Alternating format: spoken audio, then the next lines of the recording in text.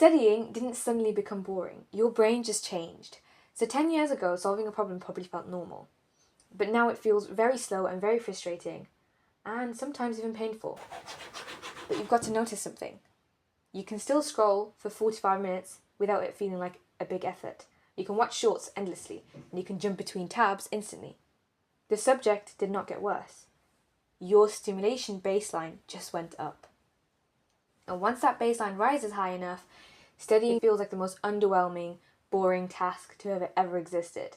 Today, I'm going to show you how to reverse that and make studying feel engaging and fun again. The core idea is that there is no such thing as fun just by itself. Really, your brain's evaluating activities and how fun they are by contrasting and comparing them with other activities. If your daily activities look like constant dopamine hits, constantly changing things up all the time, and just a lot of fast-paced, not just content, but also fast-paced environment, the high novelty becomes normal.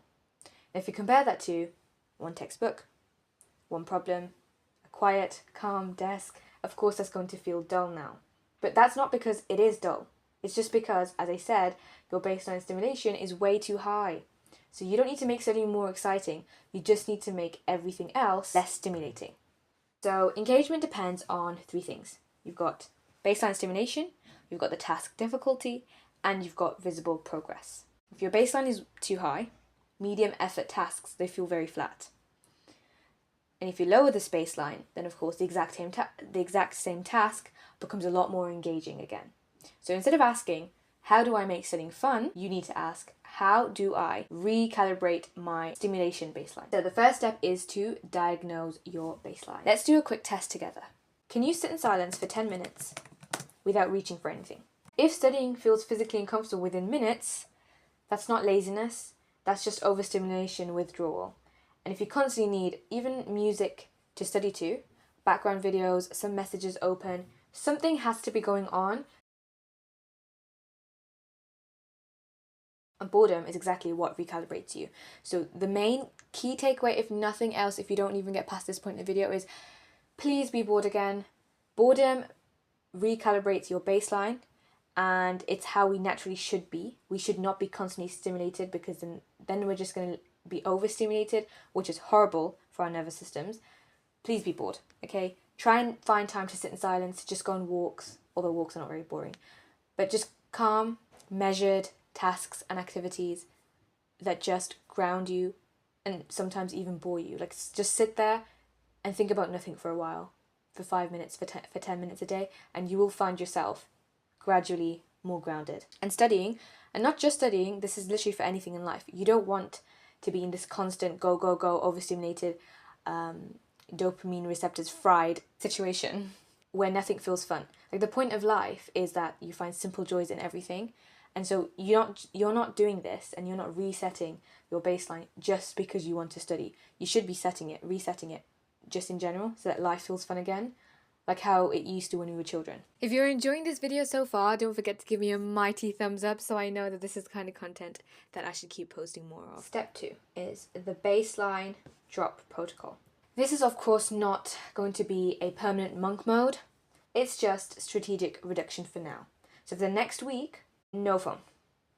This is going to be difficult, but genuinely throw your phone in the trash. Remove your phone. We don't want phones here because phones are created specifically to hold our attention in a way that we just want more. Like, if you look at a phone, and if you look at any studies done to this kind of thing, every single thing in your phone is trying to steal your attention. And if there's like 100 things trying to steal your attention, at least 5 to 10 of them will succeed. So just don't even give them the chance to do that, and throw your phone out the window. Okay? No short form content. I have this thing on I don't really use Instagram or TikTok or any of that. I just have YouTube. And I have my watch history off. And this means that they don't know what to recommend me. And it also means I can't scroll. Just do that, okay? No short form content. It's not allowed. If you want to watch something, watch a long form video from the start to finish. Or watch a show or something like that. And you should not have any background noise whilst you're studying. This is going to be a difficult one. But no music, no rain sounds, none of that stuff.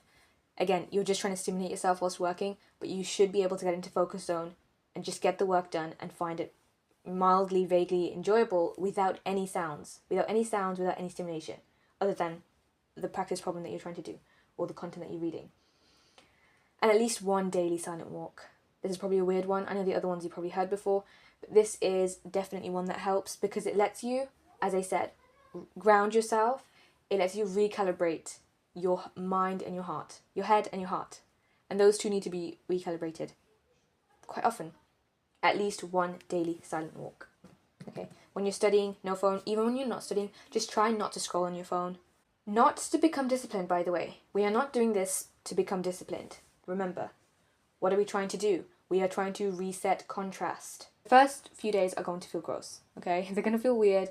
You're probably going to feel like, oh, I don't really have anything to do. What do? I just want to pick up my phone again. Resist the urge, resist the temptation, and you'll be great, okay?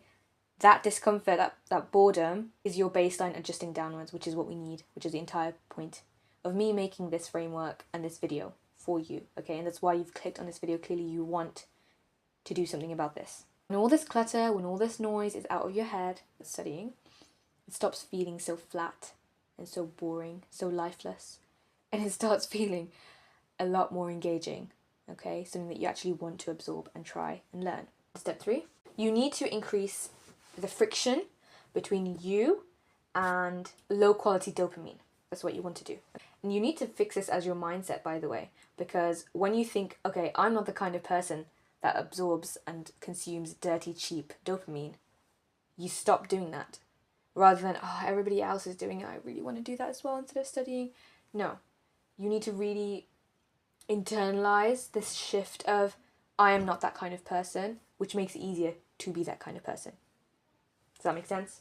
I don't know what I came across, but I was reading some article or something to do with somebody was in a meeting in a room full of billionaires, and every single one of these billionaires had a dumb phone, like a brick phone, to the point where this person was really confused and was wondering, okay, it can't be an accident, it must have been something purposeful and decided in advance. And honestly, I don't know if it's true or not. I'll try and see if I can put some articles up. But if it is true, I wouldn't be surprised, because these people who are, the billionaires using these dumb phones, are probably the ones that created this kind of stuff in the first place. And they know best. They would know best how damaging and how controlling it is. Nobody wants to be controlled, but we all let ourselves be controlled. And it's very weird, because you're voluntarily surrendering yourself to these random entities that just want your attention. And everyone's fine with it. I don't know. I find it super freaky. Either way, if it's like educational content, that's one thing, but just the mind-numbing scrolling and nothing being learned from it, or things that are being learned are like, you're learning 100 things per minute, and so therefore you only remember one thing from your entire 50-minute scroll session because there's just too much information to absorb. That's so useless. Okay, so you want to increase the friction towards the dirty, cheap dopamine, okay? If distraction is one swipe away, your brain will take it, because our brains are wired for dopamine, for a fast hit. They're not wired for slow burn, really, really working hard to get something, unless we design it that way, unless we are intentional about that, which is, by the way, the key to long-term success in any area of life. Okay, so we want to raise the cost. So you need to delete the short-form apps on weekdays. I say weekdays because I know some people really want